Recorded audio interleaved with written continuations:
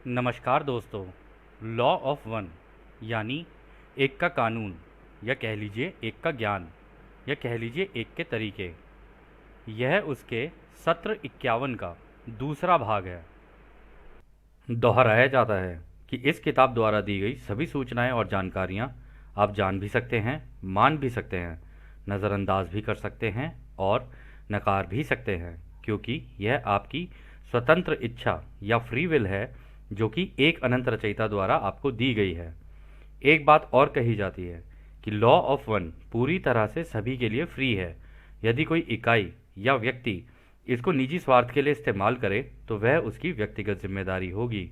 और साथ ही साथ यह भी कहा जाता है कि यदि कोई व्यक्ति इसको अपनी भाषा में परिवर्तित करके दूसरों से साझा करना चाहे या फिर इन वीडियोस को अपने चैनल पर चलाना चाहे तो वह भी ऐसा कर सकता है, क्योंकि वह भी उसकी फ्री विल है। तो पहला सवाल डॉन करते हैं। धन्यवाद। मैं एक बयान देना चाहता हूँ। मुझे पता है कि ये मेरी समझ से कुछ हद तक परे है। मेरे लिए ये सवाल पूछना भी बहुत कठिन है, क्योंकि मैं वास्तव में यह नहीं जानता कि मैं किस बारे में बात कर रहा हूँ।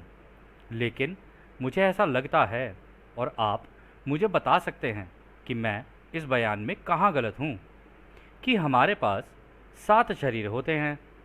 प्रत्येक का संबंध स्पेक्ट्रम के 7 रंगों से है, और वह ऊर्जा जो इन 7 शरीरों का निर्माण करती है एक सार्वभौमिक यूनिवर्सल प्रकार की ऊर्जा है, जो हमारे ग्रहों के वातावरण में प्रवाहित होती है और हमारे अंदर 7 ऊर्जा केंद्रों के माध्यम से आती है, जिन्हें हम चक्र कहते हैं, जो इन शरीरों को विकसित और आदर्श बनाते हैं। इनमें से प्रत्येक शरीर किसी न किसी तरह से हमारी मानसिक व्यवस्था, सोच या मेंटल कॉन्फ़िगरेशन से संबंधित है, और इसमें से प्रत्येक शरीर की कुशलता यानी परफेक्शन और इस ऊर्जा का कुल प्रवाह इस मानसिक व्यवस्था का एक कार्य है, यानी कि यह हमारी सोच पर निर्भर करता है। और इस मानसिक व्यवस्था के माध्यम से हम कुछ हद तक इन 7 शरीरों में से प्रत्येक को बनाने वाली ऊर्जा के अंतःप्रवाह से यानी इन स्ट्रीमिंग को ब्लॉक कर सकते हैं। क्या आप इस पर टिप्पणी कर सकते हैं कि मैं कहाँ गलत हूँ, और मुझे सही करिए जो मैंने कहा है। तो दोस्तों, इसमें जो डॉन ने सवाल किया ना, उन्होंने यदि हम इस चित्र से समझे ना तो इस चित्र के अकॉर्डिंगली समझना ज़्यादा सही रहेगा। डॉन का इस सवाल के अंदर ये कहना है कि आपने हमें बताया था इस तरीके के हमारे 7 शरीर होते हैं, मतलब हमारे शरीर के अराउंड ही बने होते हैं, जैसे कि ये इथेरिक बॉडी हो गई, इमोशनल बॉडी हो गई, फिर मेंटल बॉडी हो गई, एस्ट्रल बॉडी हो गई, एथेरिक टेम्पलेट, इस तरीके से आपने बताया 7 शरीर हैं। और एक ऊर्जा है जो कि सार्वभौमिक है यानी यूनिवर्सल है। आपको याद होगा वो चारों प्राइमल फोर्सेस या चारों तरंगे जो मिलकर इस पूरे ब्रह्मांड का समुद्र है, उसके अंदर ये छोटे छोटे छोटे छोटे कण होते हैं, रोशनी के कण, जो हम कभी खांसते, चीखते या फिर आँख मूंदते तो हमें नज़र आने शुरू हो जाते हैं। तो ये जो पूरा समुद्र है उसके अंदर से ये सारे के सारे हो सकता है किसी पर कितने पड़ रहे हों, किसी पर कितने पड़ रहे हों, और हम उसको किस तरीके से अपने अंदर चैनलाइज कर रहे हों। तो इनके द्वारा ही वो होती हुई आती होगी, और जो हमारे चक्र हैं उनके अंदर जिसमें जितनी ज़रूरत होती है उसके हिसाब से विभाजित होके, जैसे कि एक क्रिस्टल हो बाहर से, उससे विभाजित होके उतनी ही उसके अंदर चली जाती होगी। क्या ये कहना बिल्कुल सही है? अगर नहीं है तो क्या आप मुझे बता सकते हैं कि हम कहाँ गलत हैं? और इसमें भी उन्होंने एक चीज़ और महत्वपूर्ण कही है कि कहीं ना कहीं ये हमारे मानसिक जो हमारा दिमाग है ना, उसका कार्य है कि कहीं पे हो सकता है हम इसे ब्लॉक कर दें यहाँ पे आते हुए, कहीं पे ऐसे हो सकता है कि ज़्यादा एंटर करवा लें अपने अंदर, कहीं पे कुछ हो सकता है, कहीं पे कुछ हो सकता है। और जो सारा कुछ होता है ये हमारे दिमाग के द्वारा ही होता है, यानी हमारे मन के द्वारा होता है। तो अगर हम अपने दिमाग का इस्तेमाल करें तो हम इसे सही से चैनल भी कर सकते हैं, और अगर दिमाग का सही इस्तेमाल ना करें तो इसको ब्लॉक भी कर सकते हैं। क्या ऐसा है? तो राय इसका जवाब देते हैं, आपका बयान काफ़ी हद तक सही है। आपने मानसिक व्यवस्था शब्द का उपयोग करके आपकी घनत्वता में होने वाली अंत प्रवाह की रुकावट के तरीकों को कुछ ज़्यादा ही सरल बना दिया है, जबकि ये इतना सरल है ही नहीं। मन परिसर का आत्मा और शरीर परिसर से संबंध होता है जो स्थायी नहीं है। इस प्रकार ये रुकावटें आत्मा और मन या शरीर या मन के बीच कई अलग अलग स्तरों पर पाया जा सकता है। हम दोहराते हैं कि प्रत्येक ऊर्जा केंद्र के 7 उपरंग होते हैं। ऐसा हम अपनी सुविधा के लिए इस तरह कह रहे हैं। इस प्रकार आध्यात्मिक मानसिक रुकावटें मानसिक शारीरिक रुकावटों के साथ मिलकर प्रत्येक ऊर्जा केंद्र को कई अलग अलग तरीकों से प्रभावित कर सकती हैं। इस प्रकार आप संतुलन और विकास क्रम संबंधी प्रक्रिया की जटिल सटल प्रकृति को देख सकते हैं। तो यहाँ पर दोस्तों रा ने जो जवाब दिया ना, उन्होंने कहा देखो भाई ये जो तुमने अपने दिमाग की व्यवस्था की बात की ना कि भाई इसका सब कुछ दिमाग से ही लेना देना है, कह रहे ये तो तुमने कुछ ज़्यादा ही सरल बना दिया इस बात को। कह रहे इतना सरल है नहीं, क्योंकि दिमाग का और शरीर का उनके बीच में एक रिलेशन है, आत्मा का दिमाग से वो एक रिलेशन अलग है, आत्मा का शरीर से वो एक रिलेशन अलग है। तो ऐसे अलग अलग रिलेशन बने हुए हैं बीच में तुम्हारे शरीर के अंदर। और जिन चक्रों की तुम बात कर रहे हो उन चक्रों के भी अंदर अलग अलग रंग हैं। यानी कि ऐसा नहीं कि कोई एक चक्र है, अगर बोल दिया जाए रूट चक्र लाल रंग का है तो वो लाल ही है, उस लाल के अंदर भी अलग अलग रंग हैं।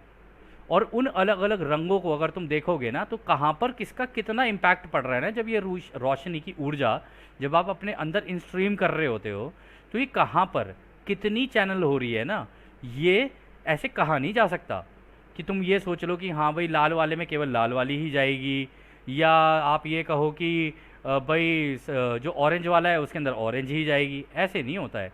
ऑरेंज के भी तो अलग अलग रंग हो सकते हैं ना, हल्का फीका ऑरेंज, हल्का फीका लाल, लाल वाले में भी हो सकता है हल्का फीका लाल, गाढ़ा लाल, पतला लाल, अलग अलग तरीके के हो सकते हैं ना।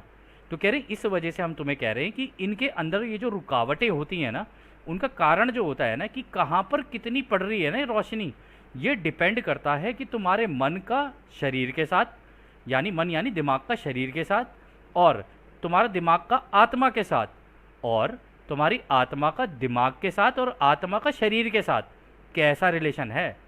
तो इन तीनों के आपस के जो रिलेशन होते हैं ना, उससे ही पता किया जा सकता है कि ये एक्चुअली में तुम्हारा संतुलन है कैसा। रंग कहीं पे कम बढ़ती हो सकते हैं, लेकिन जैसे जैसे संतुलन आता जाएगा ना, वो ओरिजिनल रंग में जाना शुरू करेंगे। यानी जो फीका लाल है, या फिर हल्का सा गाढ़ा लाल है, या फिर हल्का सा कह लो और ज़्यादा हल्का लाल है, तो कहने लगो, तो कहने का मतलब यहाँ पर ये है कि भाई ये ना धीरे धीरे धीरे धीरे ओरिजिनल कलर में आना शुरू हो जाता है, जो इसका असली रंग है। तो इसको इतना जो तुम सरल तरीके से समझने की कोशिश कर रहे हो ना, वैसे नहीं समझा जा सकता इसको।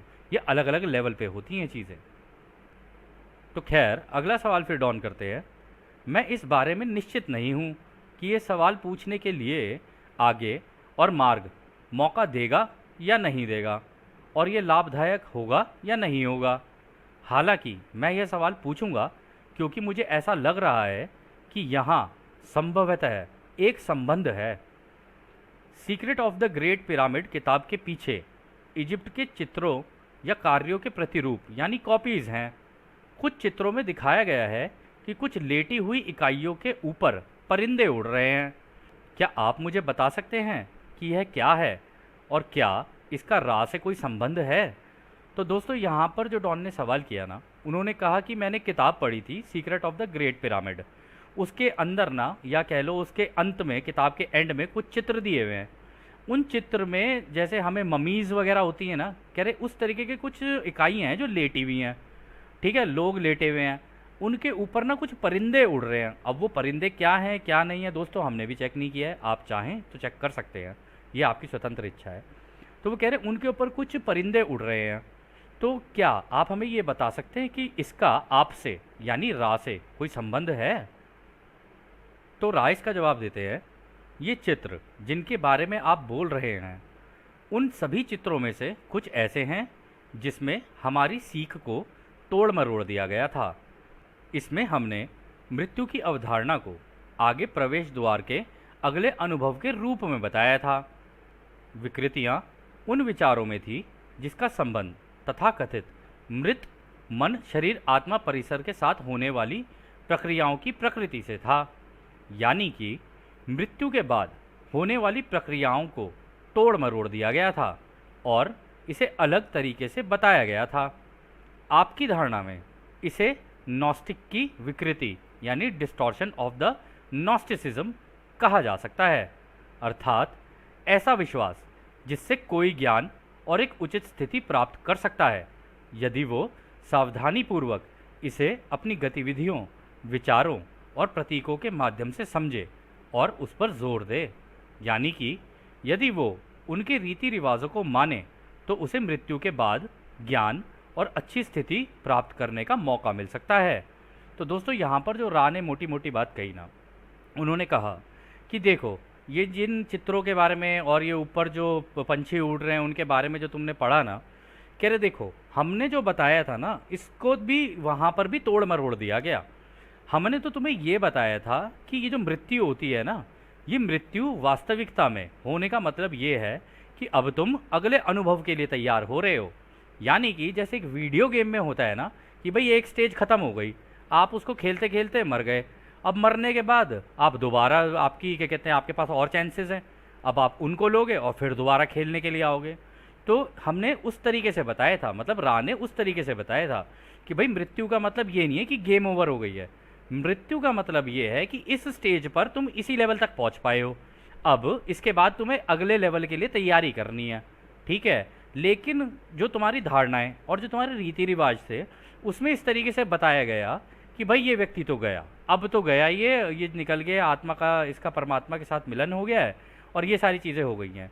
जबकि इसके बाद वो व्यक्ति अपनी नई गेम की शुरुआत करेगा, यानी जहाँ से उसने गेम छोड़ी थी वहाँ से वो या तो गेम शुरू करेगा या उस गेम के जितने भी एरर्स हैं उनको देखकर या उनके अंदर जो जो गलतियाँ थी उन्हें करेक्ट करने के लिए दोबारा वापस आएगा और फिर दोबारा खेलेगा। इसके बारे में उन्होंने और फर्दर कहा कि तुम्हारे यहाँ पर एक और तरीके की प्रैक्टिस है या कह लो एक तरीके का अभ्यास है जिसे डिस्टॉर्शन ऑफ नॉस्टिसिज्म कहा जाता है। कह रहे वहाँ पे उस ज्ञान के अंदर ऐसा तुम मान सकते हो, मानने तो के लिए तो खैर राम मना ही करते हैं, कहते हैं अगर तुम पढ़ना चाहो तो पढ़ सकते हो और उसको सावधानीपूर्वक पढ़ना कि जो उसके अंदर दी गई धारणाएं, विचार हैं, जो अपनी गतिविधियां हैं, कह रहे उनको ज़रा ध्यान से पढ़ना, उसको समझते हुए ये देखना कि उसके अंदर माध्यम कहाँ कहाँ है, मतलब कहाँ कहाँ पर क्या क्या चीज़ और किस किस चीज़ पर जोर दिया जा रहा है। इस चीज़ को देखोगे तभी ही तुमको पता चलेगा कि देखो रीति रिवाज जो है ना तुम्हारे उसमें ये बताया गया है भाई मृत्यु के बाद तो तुम चले जाते हो, लेकिन उसको भी अगर तुम पढ़ोगे तो तुम्हें पता चलेगा ऐसा नहीं है, मृत्यु के बाद तुम जाते नहीं हो, मृत्यु के बाद तुम अगली गेम की तैयारी कर रहे होते हो कि अब मेरा यहाँ पर खेल ओवर हो गया, अब मैं दोबारा आऊँगा खेलने के लिए और इस बार अलग माध्यम लगा के आऊँगा या जो माध्यम मैं इस्तेमाल यहाँ नहीं कर पाया हूँ उन माध्यमों को लगाऊंगा प्लस थोड़े से और माध्यम लगाऊंगा और फिर आके दोबारा खेलूंगा। फिर उसमें वो आगे कहते हैं वास्तव में शारीरिक मृत्यु की प्रक्रिया वैसी ही है जैसा कि हमने पहले वर्णन किया है, जिसमें उस इकाई को सहायता मिलती है जो शारीरिक रूप से मृत्यु का अनुभव कर रहा है और उसे मृत्यु के समय एकमात्र आवश्यकता यह होती है कि उसके आसपास के लोगों द्वारा उसके शरीर से उस इकाई को मुक्त किया जाए और जो लोग उसके लिए शोक कर रहे हैं उन्हें इस प्रक्रिया की सराहना करना चाहिए कि अब वो इकाई आगे की यात्रा में निकल चुका है। इन माध्यमों से उस इकाई को सहायता मिल सकती है जिसने शारीरिक मृत्यु का अनुभव किया है, ना कि उन अलग अलग अवधारणाओं से जिसमें सावधानी से और बार बार अपने तरीकों से किए जाने वाले रिवाजों द्वारा उनकी सहायता करने की कोशिश की जाती है। तो यहाँ पर राय ये कह रहे हैं कि देखो हमने इस बारे में तुमसे पहले भी वर्णन किया था, तुम्हें पहले भी बताया था कि मृत्यु भी अपने आप में एक अनुभव है। जिस व्यक्ति की मृत्यु हो रही होती है वो उसको अनुभव कर रहा होता है और उसके बाद वो कह रहे हैं कि जो आसपास के लोग होते हैं ना वो उसका शोक मना रहे होते हैं। अब जब वो मृत्यु होने के बाद जाने की कोशिश कर रहा है, नई गेम की प्लान करने की कोशिश कर रहा है और अपने ही लोगों को यहाँ पर रोते हुए देख रहा है तो वो भ्रमित हो जाता है। वो ये सोचता है, कहता है कि ये हुआ क्या, मेरे को तो अब आगे की गेम खेलनी है, प्रोसेस तो ये कह रहा है, तरीका तो ये कह रहा है कि भाई अब मैं अपनी नई गेम की वो करूँ तैयारी, यहाँ पर ये लोग मेरा शौक मना रहे हैं और अपने प्रेम से मुझे रोकने की कोशिश कर रहे हैं। तो इस कारण होता क्या है कि वो व्यक्ति उसके लिए आगे निकलना मुश्किल हो जाता है। और रा ने पहले भी सत्रों में बताया है कि जब ऐसे करते हैं ना लोग और अपने वाले व्यक्ति को जाने नहीं देते हैं तो ऐसे में वो बीच में फंस जाता है और उसको और ज़्यादा लंबा समय लगता है वापस आने के लिए, अपनी गेम खेलने के लिए। तो इसमें भी उन्होंने देखिए यही कहा कि भाई इस प्रक्रिया की तो सराहना करनी चाहिए कि भाई वो व्यक्ति अब आगे निकला है, अब वो नई गेम खेलेगा। कह रहे आप लोग शोक करने लग जाते हो, उस वजह से हम लोग वेट कर रहे होते हैं कि हम इसकी मदद करें, इसको आगे लेके चलें, इसके जो जो प्रोसेसेस हैं उन प्रोसेसेस के अकॉर्डिंगली ये अपना काम करता जाए, अपने अपनी फ्री विल का इस्तेमाल करता जाए, अपनी नई गेम बनाए, नए माँ बाप चुने, या जो भी उसको खेलना है अपने नए माध्यम लगाए, अपने आप को नया रूप दे, जैसा वो चाहे वो करके और अपना वापस आए खेलने के लिए। परंतु यहाँ से रोक रहे होते हैं, तो इस वजह से उसके लिए टाइम लंबा हो जाता है। और उन्होंने इसमें ये भी कहा कि जिस तरीके के रीति रिवाज तुम लोगों ने बनाए हैं उनका तुम बार बार इस्तेमाल कर रहे हो। अब जब तुम बार बार इस्तेमाल कर रहे हो यानी उस व्यक्ति को याद कर रहे हो। अब जब तुम उसे याद कर रहे हो तो क्योंकि पूरा ब्रह्मांड एक सोच है, तो इस वक्त तुम उसके बारे में सोच रहे हो। अब जब तुम सोच रहे हो तो उसकी भी तो वो भी इसी सोच की तरंगों के अंदर बना हुआ है, तुम भी इसी सोच की तरंगों के अंदर बने हुए हो। इन तरंगों द्वारा वो इन्फॉर्मेशन ट्रैवल करके उसके पास भी जारी होती है, उसके दिमाग में। तो इस कारण से होता क्या है कि तुम तो अपने रीति रिवाजों का पालन कर रहे होते हो अपने हिसाब से, लेकिन उसके लिए वास्तविकता में दिक्कत हो रही होती है, वो आगे नहीं निकल पा रहा होता है। खैर, अगला सवाल फिर डॉन करते हैं। आपने पहली ऊर्जा केंद्रों की घूमने की गति के बारे में बात की थी। क्या मैं यह मानने में सही हूँ कि यह ऊर्जा केंद्र की रुकावट पर कार्य करती हैं, और ये रुकावट जितनी कम होगी उतनी अधिक इन ऊर्जा केंद्रों की घूमने की गति होगी? फिर क्या इससे अधिक ऊर्जा के प्रवाह का संकेत मिलता है? तो डॉन ने यहाँ पे अच्छा सवाल किया। डॉन ने कहा कि आपने बताया था ये जो हमारे ऊर्जा केंद्र हैं, ये जो हमारे चक्र हैं, ये घूमते हैं, तो क्या ये मानने में सही हूँ कि ये जो ऊर्जा इसके अंदर एंटर करती है, ये जो इसके अंदर रुकावटें आती हैं, उसकी वजह से इनकी गति पे कोई ना कोई मतलब इसकी स्पीड पे कोई ना कोई फ़र्क पड़ता होगा?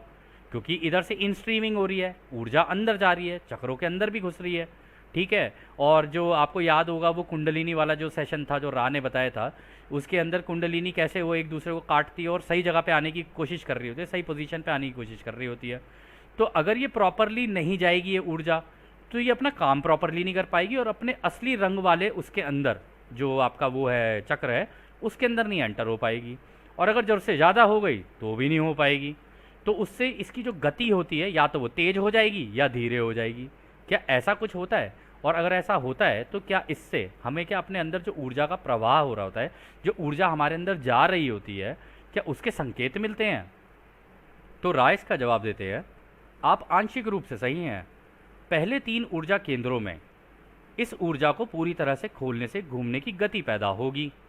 हालांकि ये केंद्र तब क्रिस्टल की रचना का निर्माण करके अपनी प्रकृति को व्यक्त करना शुरू करते हैं। जैसे जैसे इकाई अपने ऊपर के ऊर्जा केंद्रों को विकसित करती है, यह उच्च या अधिक संतुलित ऊर्जा केंद्रों की सक्रियता का रूप है, क्योंकि इस ऊर्जा के स्थान समय की प्रकृति समय स्थान की नियमितता यानी रेगुलराइजेशन और संतुलन की प्रकृति में बदल जाती है। तो दोस्तों यहाँ पर जो रा ने कहा ना, रा ने कहा देखो इनिशियल लेवल पे देखा जाए, शुरुआती दौर से देखा जाए तो हाँ तुम ठीक हो। उन्होंने कहा पहले के जो नीचे के 3 ऊर्जा केंद्र होंगे ना, हम इससे समझने की कोशिश करते हैं इसको एक चित्र से। हाँ, तो ये वो चित्र है जिससे अब हम लोग इसे समझने की कोशिश करते हैं। यदि आप देखें तो रा ये कह रहे हैं कि देखो ये नीचे के होते हैं ना, एक तो रेड वाला, ठीक है, फिर आपका ये ऑरेंज वाला, फिर येलो वाला। अब आपको याद होगा ये अलग अलग है, इनके अंदर कार्य भी अलग अलग होते हैं। जो रेड वाला होगा उसके अंदर आपकी बेसिक चीज़ें जितनी भी होती हैं, जीने की जितनी भी चीज़ें होती हैं और उनसे रिलेटेड जितनी चीज़ें होती हैं वो होती हैं। फिर इसके बाद आपके पारिवारिक रिश्ते और रिश्तेदारों के साथ जो रिश्ते, आपके दोस्तों के साथ रिश्ते ऑरेंज वाले में वो होते हैं। फिर पूरे समाज के साथ, पूरी दुनिया के साथ आपके कैसे रिश्ते हैं वो आपके येलो वाले में आ गए। तो उन्होंने कहा कि जब ऊर्जा आनी शुरू होती है, क्योंकि ऊर्जा ऊपर से भी चलेगी और नीचे से भी चलेगी, तो बेसिकली नीचे वाले जो ये 3 हैं जब ये होने लग जाते हैं ना, मतलब इनके अंदर ऊर्जा प्रवाहित होने लग जाती है और आप इन सारी चीज़ों का इस्तेमाल करके जो अभी कही गई, मतलब समाज के साथ, परिवार के साथ, खुद के लिए जो आप कार्य कर रहे हो, तो इनके अंदर चक्रों का घूमना शुरू हो जाता है। तो मतलब ऐसा नहीं है कि कोई बैठे हुए हैं, जैसे जैसे आप कार्य करते जाओगे, जैसे जैसे आप चीज़ें करते जाओगे, इनका घूमना शुरू होगा और इनके अंदर चमक आनी शुरू होगी। और जब वो चमक आने लग जाती है तो यहाँ पे इम्पॉर्टेंट चीज़ ये है, रा ने कहा है देखो ये तो अभी तुम समय स्थान की बात कर रहे हो, मतलब अभी तुम इस धरती पर हो, ये इस तीसरी घनत्वता में हो, तुम उसकी बात कर रहे हो, लेकिन अदृश्यता में भी तो तुम हो ना। तुम्हारी अदृश्यता में भी तो जगह जगह है ना, अलग अलग, तुम चौथी घनत्वता में भी हो, पांचवी में भी हो, छठी में भी हो, ऐसे करते करते, या फिर अगर इसको ऐसे भी ना देखा जाए, इस चित्र से देखा जाए, तो देखा ये जाना चाहिए कि भाई तुम इस वाले उसमें भी हो, इथेरिक बॉडी में भी हो, इसमें भी हो, इसमें भी हो, इसमें भी हो, यहाँ की सारी चीज़ें करके तुम लोग आते हो वापस, और यहाँ पर अपने इस स्पेस टाइम में, यानी इस दृश्य दुनिया के अंदर अब तुम हो। कह रहे फर्क तो इनके ऊपर भी पड़ रहा होगा ना, जब तुम्हारे चक्रों के अंदर यहाँ बदलाव आएगा तो बाहर भी तो बदलाव आएगा, उन शरीरों के ऊपर भी तो असर पड़ेगा। तो उन्होंने कहा कि इसी कारण से होता क्या है कि जब तुम ये अपने चक्रों का इस्तेमाल करना शुरू कर देते हो ना, पहले नीचे के, फिर उसके बाद तुम्हें अपने दिल का चक्र खोलना है, ठीक है, यानी दूसरों के प्रति सार्वभौमिक प्रेम, सबके प्रति प्रेम होना चाहिए तुम्हारे अंदर, और अपने गले के चक्र से अपने उस प्रेम को बयान करना तुम्हें आना चाहिए। जो तुमने नॉलेज गेन की है वो दूसरों को शेयर करना आना चाहिए। फिर धीरे धीरे और मेडिटेशन करते रहोगे, क्योंकि मेडिटेशन तो ज़रूरी है इस पूरे काम के लिए, बिना मेडिटेशन के हो नहीं सकता। फिर उसके बाद तुम्हारा ये पीनियल ग्लैंड यानी तीसरी आंख वाला जो है, ठीक है, इसके ऊपर तुम काम करोगे, ये खुलेगी, फिर इसके द्वारा तुम्हारे अंदर और इन्फॉर्मेशन चैनल होनी शुरू होगी, और तुम्हारे चक्रों के अंदर चमक आनी शुरू करेगी, और ये और घूमने शुरू करेंगे। तो इसी तरीके से पूरा का पूरा कार्य होता है, और इसका फ़र्क तुम्हारे बाकी के जो शरीर है ना उन पर भी जाके पड़ेगा। संतुलन केवल यहाँ तो तुम बना ही रहे हो, संतुलन यहाँ बाहर के लेवल पे भी बन रहे होते हैं। तो इसी को उन्होंने कहा है कि संतुलन जब तुम बनाना शुरू करोगे तो तुम्हें समझ में आ जाएगा कि हाँ, ये ऊर्जा किस तरीके से प्रवाहित होती है। खैर, फिर अगला सवाल डॉन करते हैं, क्रिस्टल की संरचनाओं से आपका क्या मतलब है। तो यहाँ पर जो सवाल डॉन ने किया ना, डॉन ने कहा कि अच्छा, आपने कहा कि ये जो हमारे चक्र हैं ये क्रिस्टल जैसे हो जाते हैं, मतलब चमकदार, जैसे डायमंड और रूबी और इस तरीके के होते हैं ना, उस तरीके के हो जाते हैं, ये कहने का आपका क्या मतलब है। तो राइस का जवाब देते हैं, वो इकाई जो अधिक विकसित या संतुलित है, उसके शरीर के प्रत्येक ऊर्जा केंद्र में एक विशिष्ट क्रिस्टलीय संरचना देखी जा सकती है। प्रत्येक इकाई में यह कुछ अलग होता है, ठीक वैसे ही जैसे आपकी दुनिया में कोई भी दो बर्फ़ के क्रिस्टल की संरचना एक जैसी नहीं होती है, हालांकि प्रत्येक के गुण एक बराबर होते हैं। तो उन्होंने कहा कि देखो, जैसे जैसे एक विकास मतलब किसी व्यक्ति का होने लग जाता है, या उसके अंदर संतुलन आने लग जाता है, जैसे वो अपनी ज़िंदगी का संतुलन बना रहा होता है और मेडिटेशन कर करके अपनी सोच में संतुलन ला रहा होता है कि भाई मुझे किसी एक साइड नहीं झुकना है, पूरा प्रेम में भी नहीं जाना है, पूरा ही नफरत वाली साइड में भी जाना है, मुझे बीच में रहना है, और बीच में रह के इन दोनों चीज़ों को संतुलित करते हुए चलना है। जहाँ जिस चीज़ की जितनी ज़रूरत है बस उतना ही करना है, ज़रूरत से ज़्यादा कुछ नहीं करना है। इसको कहते हैं प्योर संतुलन। और जब ये संतुलन आने लग जाता है तो ऑटोमेटिकली आपके एक्शन इस तरीके से हो जाते हैं कि आप दूसरों के साथ प्रेम, प्यार, इस तरीके की चीज़ें ज़्यादा करना पसंद करोगे, और इसी दिशा में आपके चक्र जो हैं वो घूमने लग जाएंगे और क्रिस्टल की शेप लेने लग जाएंगे। अब क्रिस्टल, जैसे कि राह ने अभी पीछे बताया कि भाई वो डायमंड जैसे मतलब क्रिस्टल होते हैं ना, इस तरीके के भी हो सकते हैं, तो अंदर एक शेप बननी शुरू हो जाती है। अब आप लोग सोच रहे होंगे कि क्या सच में हमारे अंदर क्रिस्टल बन रहे होते हैं। वो क्रिस्टल कांच के जैसे नहीं होते, आप ये सोच सकते हैं वो ऊर्जा के रोशनी की शेप लेके वो क्रिस्टल बन रहे होते हैं अंदर ही अंदर। वो दिखते नहीं हैं लेकिन बन रहे होते हैं, अदृश्यता में भी बन रहे होते हैं और दृश्यता में भी, अंदर स्पाइन के अंदर जो हमारी रीढ़ की हड्डी होती है उसके अंदर हो रहे होते हैं वो। तो इसमें कह रहे हैं कि ये सब व्यक्तियों में अलग अलग होता है। जैसे कि आपके यहाँ पे अगर आप बर्फ़ के टुकड़े देखोगे ना, अगर आपने दोस्तों बर्फ़ देखी हो, आप पहाड़ों में गए हो, या अपने घर के अंदर भी आप फ्रिज के अंदर बर्फ़ जब जमाते हो, तो आपको ऐसा लगता होगा सारे बर्फ़ के टुकड़े एक जैसे नहीं हैं, कुछ अलग हैं, कुछ अलग है दिखने में। तो इसी तरीके से उन्होंने उन बर्फ़ के टुकड़ों से एग्जाम्पल दे के बताया कि क्योंकि सब लोगों के गुण अलग अलग हैं, ठीक है, इसी तरीके से बर्फ़ के टुकड़ों की तरह जैसे उनके अंदर थोड़ी सी विभिन्नता होती है ना, थोड़े से अलग अलग होते हैं, इसी तरीके से लोगों के अंदर भी ये अलग अलग लेवल पे क्रिस्टल की शेप ले रहे होते हैं, एक जैसे नहीं हो सकते हर किसी के अंदर भी।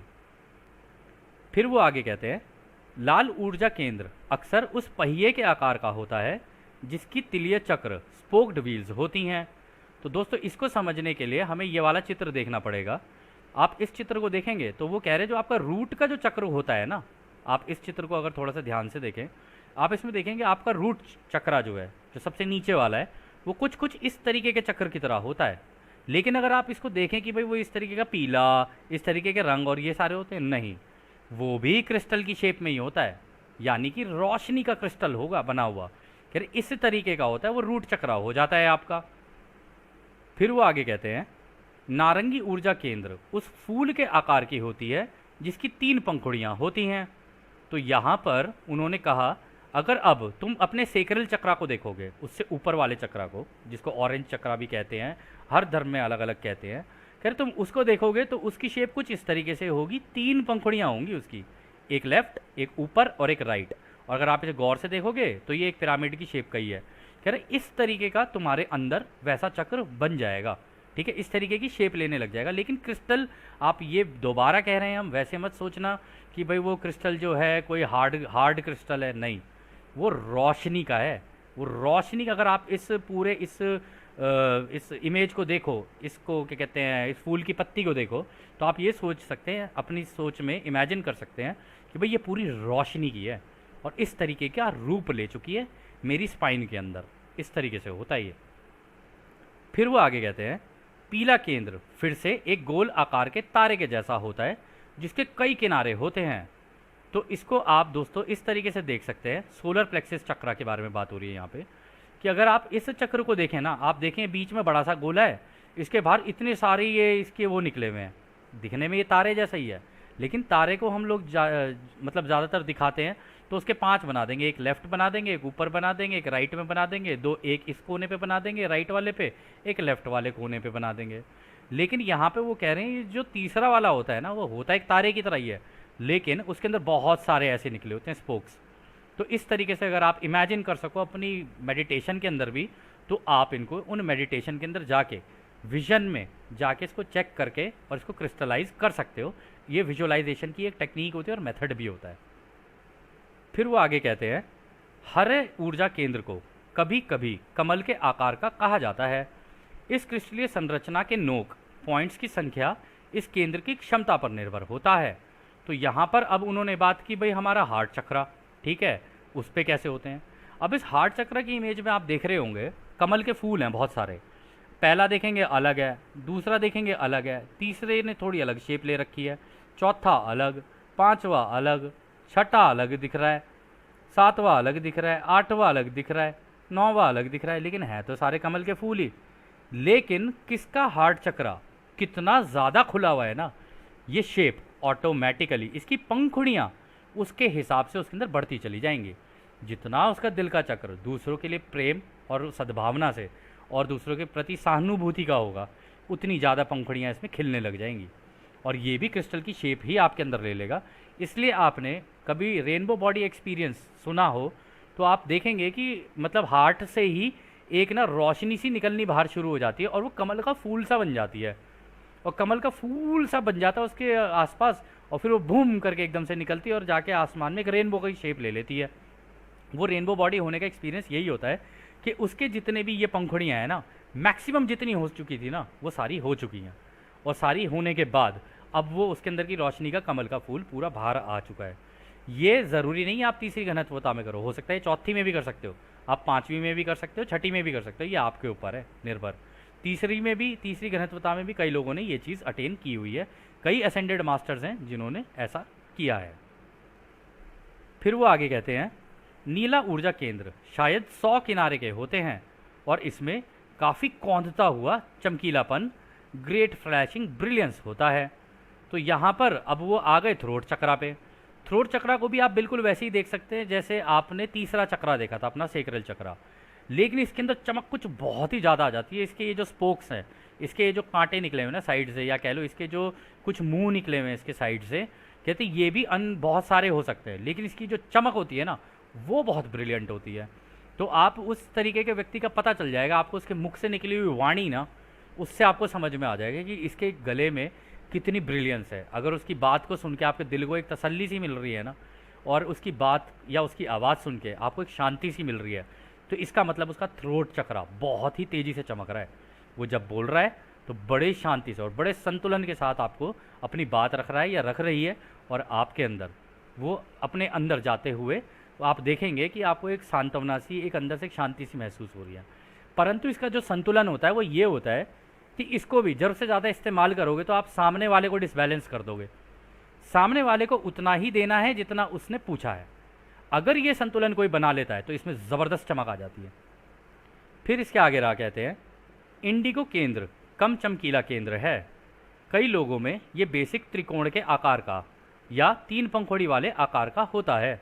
हालांकि कुछ माहिर हैं जिन्होंने नीचे की ऊर्जाओं को संतुलित कर लिया है, उनमें ये ज़्यादा किनारों वाले आकार का बन सकता है। तो यहाँ पर जो रा ने बोला, रा ने अब पीनियल ग्लैंड की बात कर दी जी, हमारी तीसरी आंख वाला जो होता है। उन्होंने कहा देखो ये कुछ इस तरीके का होता है कि ये जिस तरीके से पिरामिड बना हुआ है ना, कह रहे इस तरीके का होता है, इसके अंदर ज़्यादा चमक नहीं होती। या आप ये तीन पंखुड़ियों वाला जो इस तरीके की तीन पंखुड़ियों वाला है, ये भी आप मान सकते हो। और इसमें भी ये भी हो सकता है कि ये एक जो आपने कई जगहों पर सुना होगा मरकबा, तो मरकबा जैसी शेप भी ले सकता है ये, जिसके अनेकों मतलब इधर से इधर काट रहा हो, इधर से इधर जा रहा हो, फिर उल्टा हो के इसके अंदर ऐसे बन जाए, मरकबा की शेप ले ले। तो जितनी ज़्यादा ये खुलती जाएगी, जितनी ज़्यादा पीनियल ग्लैंड एक्टिवेट होता जाएगा, उतने ज़्यादा ये शुरुआती दौर में ट्राइंगल से शुरू होगा या इस फूल की तरह शुरू होगा जिसकी तीन पंखुड़ियाँ हैं, लेकिन अंत में जाते जाते मरकबा जैसा भी हो सकता है।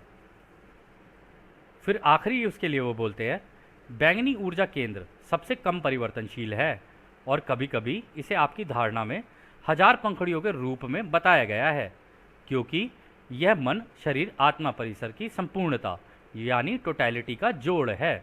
तो वो कह रहे अब बात कर लेते हैं हम तुम्हारे क्राउन चक्रा की कि वो कैसा होता है दिखने में।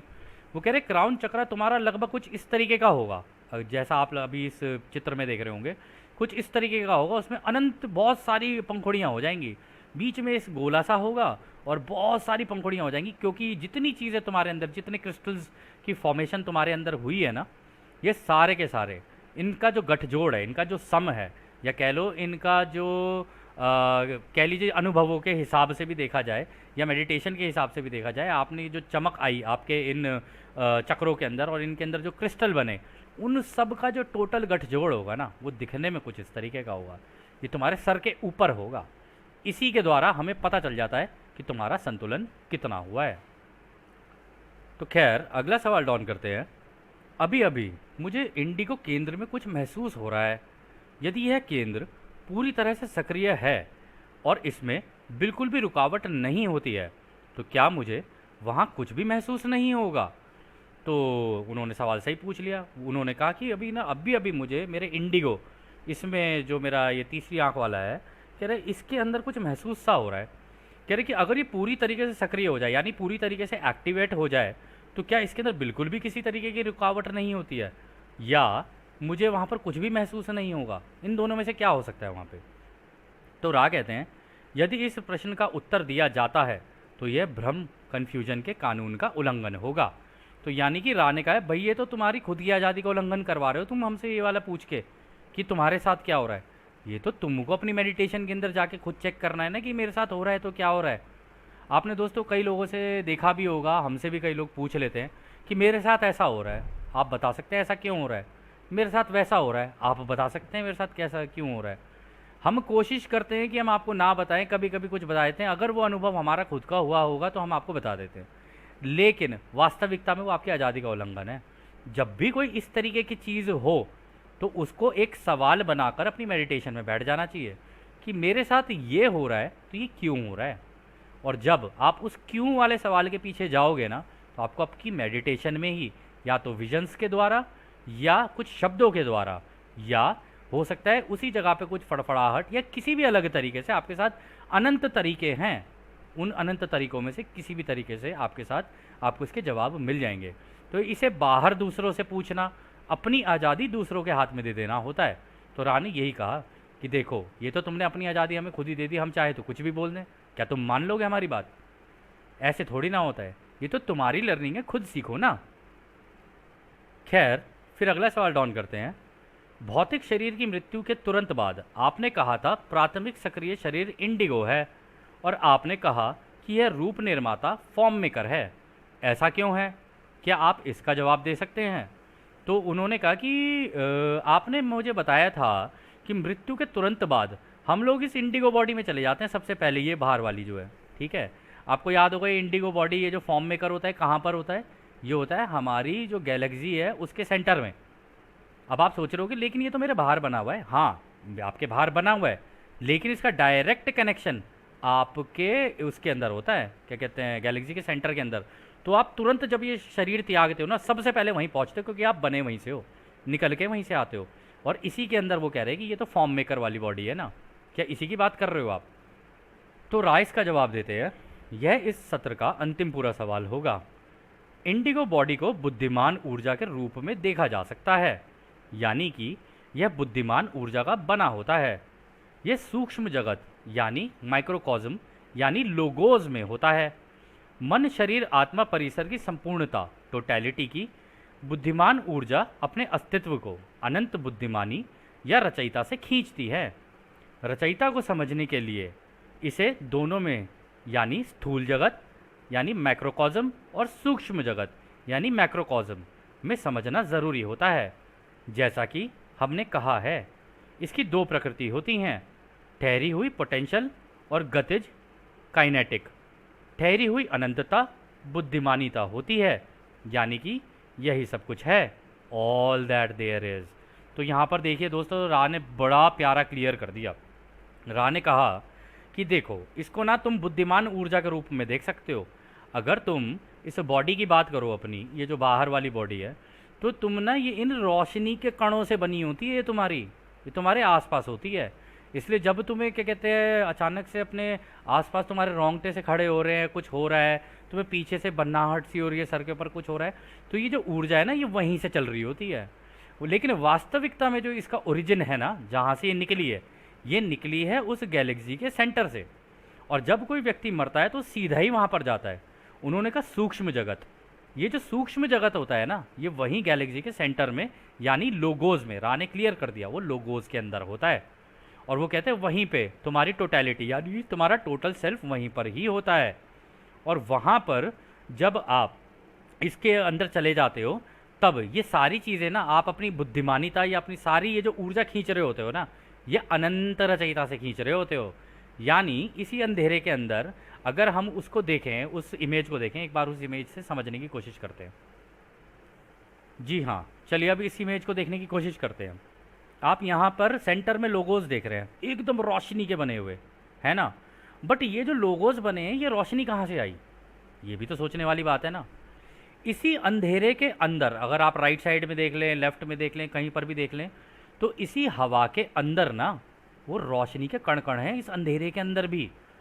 तो रचयिता क्या करते हैं, वो जब अपना फोकस लगा देते हैं ना, फोकस यानी अपना ध्यान केंद्रित कर देते हैं इसी अंधेरे के अंदर, क्योंकि ये जो अंधेरा भी है, इसके अंदर जो रोशनी के कण कण हैं, वो सारी चीज़ें मिला के, ये अंधेरा और ये रोशनी सब मिला के अनंत रचयिता का दिमाग है, उनकी सोच है।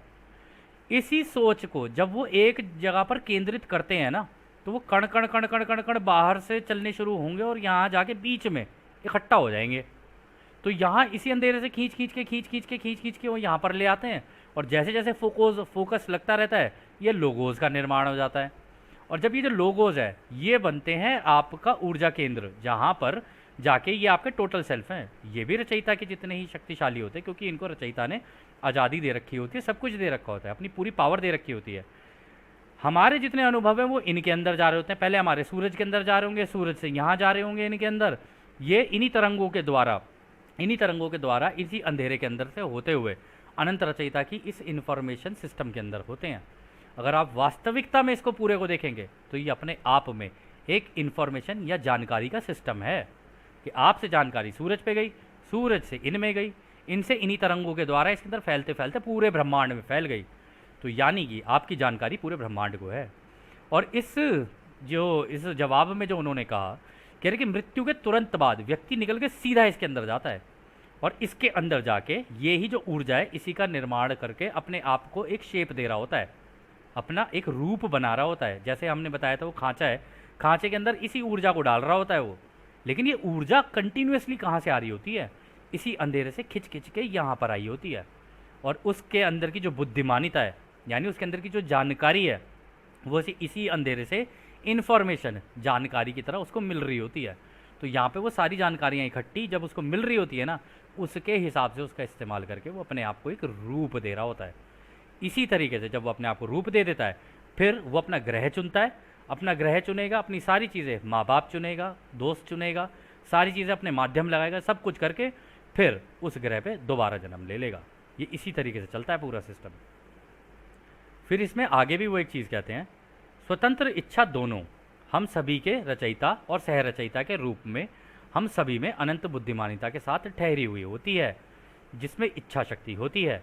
यह इंडिगो या रूप बनाने वाला शरीर इस अनंत बुद्धिमानिता को खींचता है और इस ज्ञान का इस्तेमाल करके उपयुक्त स्थान और अनुभव के प्रकार का चुनाव करता है, जिसे सह रचयिता या उपलोगोज या आप इतनी लापरवाही से जिसे एक व्यक्ति कह देते हैं ना, वो इन सभी अनुभवों को लेता है। तो देखा, उन्होंने बोल दिया ना कि स्वतंत्र इच्छा के होने के कारण रचयिता जो है, इस अंधेरे में भी जो फैले हुए हैं वो भी रचयिता, और ये जो बीच में लोगोज बने वो सह रचयिता, लेकिन हमारे लिए वो रचयिता होंगे क्योंकि वो लोगोज है, उन्होंने हमारी रचना की है। ठीक है, हम तो वहीं जाके अपना रूप और सारी चीज़ें करते हैं। तो वो कह रहे वो जो होते हैं ना, वो इस अनंत बुद्धिमानिता को, ये जो ठहरी हुई ऊर्जा होती है ना, इसी का इस्तेमाल कर रहे होते हैं और अपनी इच्छा शक्ति का इस्तेमाल करके इस इंडिगो बॉडी के अंदर रहते हैं, और फिर इस इंडिगो बॉडी के अंदर रहते रहते अपने आप के रूप, अपने आप के अनुभव और हर चीज़ का चुनाव कर रहे होते हैं कि भाई अच्छा मैं ये भी हो सकता हूँ, ये भी हो सकता हूँ। जैसे मान लीजिए अगर आपको कोई फ़ोटो लगानी है अपने इस पे फेसबुक पे, व्हाट्सएप पे, लेकिन आप अपने ओरिजिनल नहीं लगाना चाहते, आप अपना अवतार लगाना चाहते हो कि भाई मैं इस तरीके से दिखना चाहता हूँ, इस कार्टून की तरह दिखना चाहता हूँ, ये करना चाहता हूँ, वो करना चाहता हूँ, तो वो भी तो जानकारियाँ ही है ना, वो भी तो आप इन्हीं इंटरनेट की तरंगों से खींच खींच के इधर से, अच्छा ये जानकारी यहाँ पड़ी है, ये जानकारी यहाँ पड़ी है, ये जानकारी यहाँ पड़ी है, उठाया और उसको ला के वहाँ पर लगा दिया, अपने आप को एक रूप दे दिया। उसी तरीके से आप अपने अनुभवों का वो चुनाव कर रहे होते हैं वहाँ पे। वो करने के बाद उन्होंने, राह ने देखो कितनी आसानी से कह दिया यहाँ पर कि भाई आप लोग इतने लापरवाह से, जिससे मतलब लापरवाही से आप जिस तरीके से एक दूसरे को ऐसे बोल देते हो ना, जी ये तो ये है, ये तो वो है, ये तो ये है, आपको नहीं पता है वो उस लोगों के अंदर से वो रचयिता का हिस्सा है, अनंत रचयिता के सारे हिस्से हो आप लोग। तो अपने आप को इतना हल्के से मत लिया करो और दूसरों को भी इतना हल्के से मत लिया करो, और इतनी लापरवाही से एक व्यक्ति कह देते हो ना, आप सह रचयिता हो। इस चीज़ को अगर आप समझ के चलोगे तो आपसे कभी भी गलती नहीं होगी। तो खैर, अगला सवाल फिर डॉन करते हैं, क्या ऐसा कुछ है जो हम कार्ला को अधिक आरामदायक बनाने या संपर्क में सुधार करने के लिए कर सकते हैं? तो रा कहते हैं, सब ठीक है, आप कर्तव्यनिष्ठ हैं, हम आपको एक अनंत रचयिता के प्रेम और रोशनी में छोड़ रहे हैं, इसलिए एक अनंत रचयिता की शक्ति और शांति में आनंदित होते हुए आगे बढ़ें। आड ने। तो दोस्तों, यह सत्र अब यहीं समाप्त होता है, और जैसा कि रा ने अभी कहा, अब हम भी आपको उस एक अनंत रचयिता के प्रेम, उसकी रोशनी, उसकी शक्ति और उसकी शांति में छोड़कर चलते हैं। आद ने हमारे दोस्तों, आद ने वासु। धन्यवाद।